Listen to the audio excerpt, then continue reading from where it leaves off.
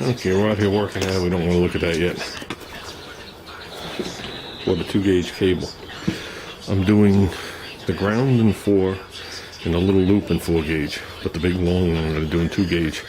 When we fire up the car, we'll check it with a voltmeter and see if there's a voltage drop. I don't think there's gonna be, especially in the 2-gauge. But if there is anywhere else, we'll replace it. The other wires I had. This one I just bought. It had this eyelet on one side and this on the other. So we just put this on. See the dimple in it? This is how I do it. When I was a young lad, I used to heat them up and solder them in. That's a no-no. As they build up resistance, when you crank it, the solder melts. And then when you go to check it, the solder cools down. And you get lost. I take a 7/16 wrench, at least for 2-gauge. And I take the terminal. And you can see it always fits in one way nice. Then you spin it. And when you spin it, it locks in. Okay? Then when you tap the center of it, this is what I used on my wagon. It's how long I've had this. Okay? Just a regular Stanley screwdriver. And when you tap it down, this can't spread. So it's got to cave in the center. And you make a nice long slit of a 1/4 of an inch on both sides. And as you're doing that, that is going in and trying to expand the copper, but it has nowhere to go because you have it supported in here. Or else it would just spread out. So you beat it down and this would turn over. But since you already have a load on it, see, because I have to turn it with something to get it in there.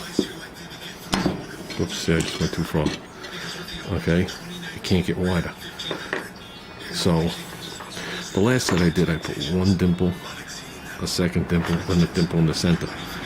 Okay, these are a different type of copper. They're much stiffer. So this I just put 2 long things, and it ain't coming out. And we'll put that at the bottom. So, okay, guys. Yeah, it sucks getting under there to the starter for the wire. There you go. This is what we got so far. These ain't tight. Brought it down, looped it nice. Brought this, looped it, changed out the eyelet, went to that eyelet, looped it, and I'm far away from the header. I go straight in. And it pretty much runs with the other horns. Could do some final tweaking, but yeah, there you go. It's pretty much running with the other horns at this point. There you go, that's neat enough. So, did forget one thing. There's no wire energizing the solenoid on the starter. It's supposed to make a jumper wire.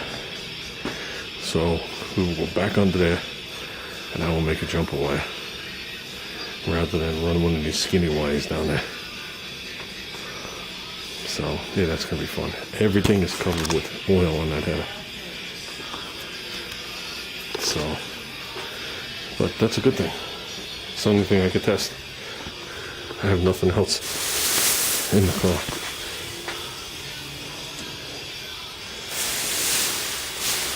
So,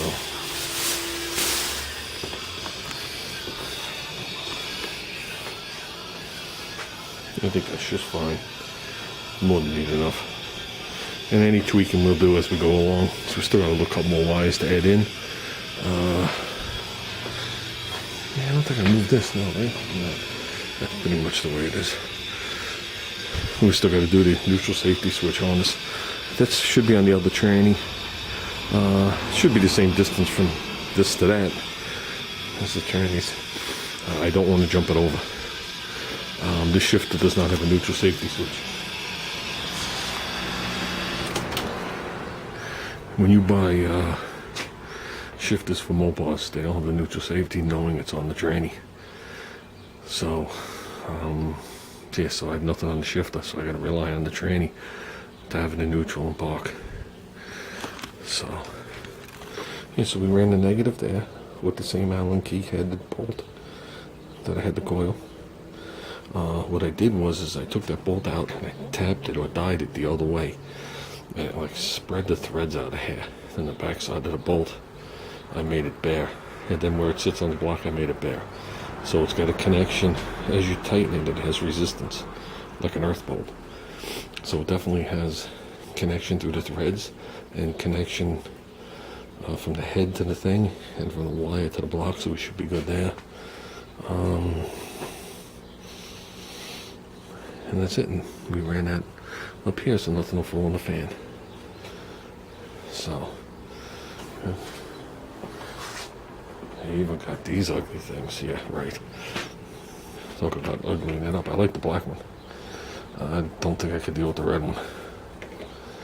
I think that's overdoing it just a wee bit. So they came with the wire. So, yeah, the neighbors have been calling my wife all day because they put the sign out front today. So, and there's actually been people standing in front of the house calling people.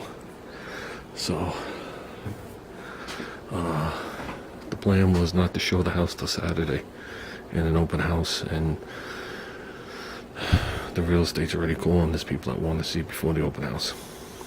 And my theory is you could look at it before the open house, or you could look at it at the open house.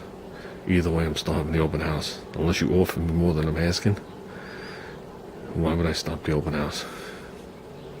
So, with that said, we're getting there, guys.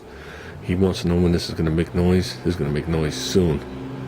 Soon. I just got to get my fat ass under that one more time to do that wire, and this thing should crank. Then we just need ignition. You know, this modern day stuff. No points. Put a little fuel in the bowl and it should kick. So then we just got some, a couple other things to button up. Everything is almost there.